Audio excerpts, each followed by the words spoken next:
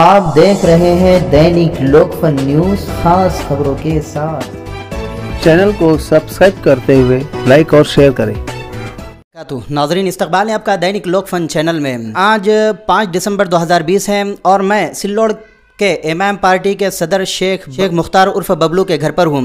कुछ सालों पहले सिल्लोड़ सरकारी दवाखाने में जिन्होंने सोनोग्राफी के लिए आवाज़ उठाई, उन्होंने उसके लिए लड़े भी और तकरीबन 3 दिनों तक के उपोषण किए और भूखे प्यासे रहे। ऐसी कड़ी मेहनत के बाद उन्हें कामयाबी हासिल हुई, लेकिन अभी भी सोनोग्राफी को लेकर वहाँ पर बहुत सारे पेशेंट परेशान हाल है। वो भी इस तरह से परेशान है कि वो जिस दवाखाने में रेफ़र करते हैं सोनोग्राफी के लिए, तो वहाँ पर पेशेंट जाने के बाद में जब पर जो रिसेप्शन टेबल पर बैठा होता है उससे मुलाकात करते हैं, उससे बताते हैं कि सरकारी अस्पताल से हमें यहाँ पर भेजा गया है, तो रिसेप्शन टेबल पे जो बैठा हुआ होता है वो बहाने बताता है कि अभी जो है तो सोनोग्राफी नहीं होगी, सोनोग्राफी निकालने वालों के लिए अभी टाइम नहीं दिया गया है। तो बहुत सारी समस्याओं से, सोनोग्राफी के परेशानियों से जूझ रहे हैं। तो हम यही बात जानने के लिए यहाँ पर आए हैं कि शेख मुख्तार उर्फ बबलू, जिन्होंने इसके लिए आवाज़ उठाई थी और उसमें उन्हें कामयाबी भी मिली थी, तो अब ये कामयाबी जो मिली थी उसमें सरकारी अस्पताल के जो हेड है अमित सर देसाई, इनके पास बात कंप्लेन पहुंचने के बाद भी कोई कार्रवाई नहीं की जा रही है। तो इसमें क्या हल निकाल सकते हैं शेख मुख्तार उर्फ बबलू, इसी के जानकारी के लिए हम उनके पास आए हैं। तो जानते हैं उनसे कि वो इस मौके पर क्या कहना चाहेंगे। अस्सलाम वालेकुम।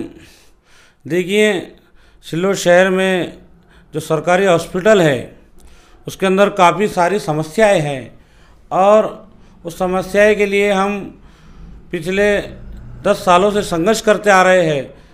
जैसे कि ट्रॉमा केयर की समस्या है, वहाँ पर जो है तो डॉक्टर हाजिर नहीं रहते, और सबसे बड़ा वहाँ पर जो मुद्दा था वहाँ पर सोनोग्राफी का था। लेकिन हमने 3 साल पहले सोनोग्राफी के लिए एसडीएम ऑफिस के सामने जब ऑपरेशन 3 दिन भूखे रहने के बाद जब ऑपरेशन किया था, तो 3 दिन भूखे रहने के बाद जो औरंगाबाद ज़िले के सीएस है कुलकर्णी साहब, वो वहाँ पर आए थे और उन्होंने जो है तो हमारे उपोषण को ख़त्म करने के, सोनोग्राफी चालू कराने के बाद हमने वो उपोषण उनके बोलने पर ख़त्म किया था।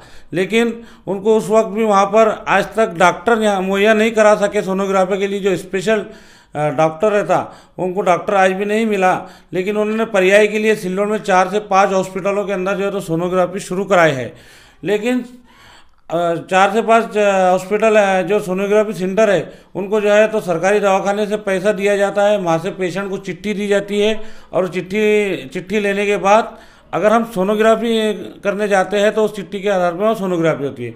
लेकिन अभी समस्या ऐसे आ रही है, जिस तरीके से मुझे अभी हाफिज अंसार साहब ने बताया, जो लोकफन के बहुत ही फिक्रमंद नामी निगार है, और हाफिज अंसार साहब, उन्होंने अभी बताया कि वहाँ पर जो है तो पब्लिक को बहुत ही परेशानी हो रही है। जिस तरीके से ये लोग चिट्ठी देते हैं, वहाँ चिट्ठी तो देते हैं लेकिन प्राइवेट हॉस्पिटल वाले इनको बहुत सता रहे हैं।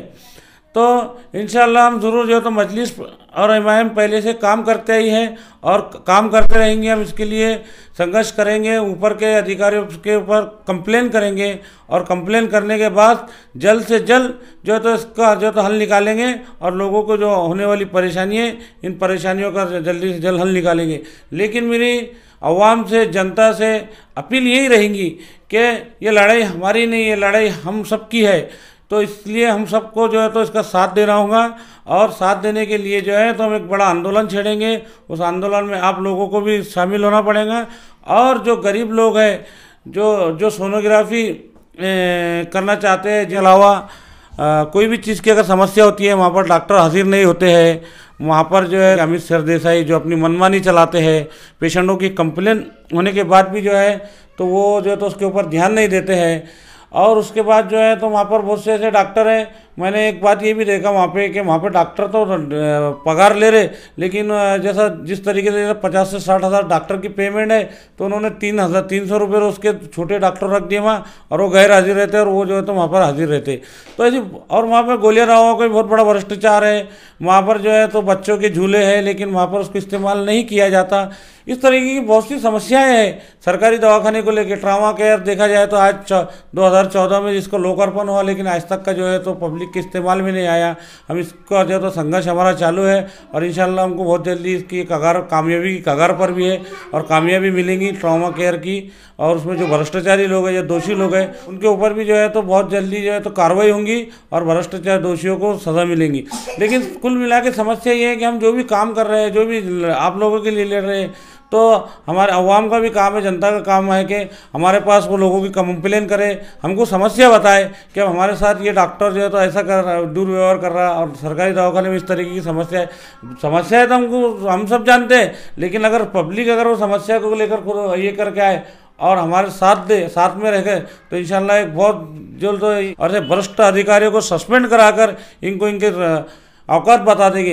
लेकिन हमको जो है तो आप लोगों का साथ बहुत ज़रूरी है और मैं इस लोकफन चैनल के माध्यम से सिल्लोड शहर की सभी जनता से अपील करता हूँ कि जो है तो जो भी समस्या है उस समस्या में हमारा साथ दे और इस आंदोलन का हिस्सा बने और जो है तो मजबूर नहीं मजबूत बने। मैं जो है तो इसी के साथ जो है तो मेरा मोबाइल नंबर याद रखिए। अगर किसी को सरकारी दवाखाना हो या सरकारी कोई भी कार्यालय के अंदर कोई भी दिक्कत आती है सिल्लोड शहर में, तो मैं मजलिस इत्तेहादुल मुस्लिमीन का सदर होने के नाते जो है तो मेरा आप संपर्क नंबर राब्ता करने के लिए, कांटेक्ट करने के लिए संपर्क नंबर ले लें 98 90 99 89 86 98 90 99 99 86।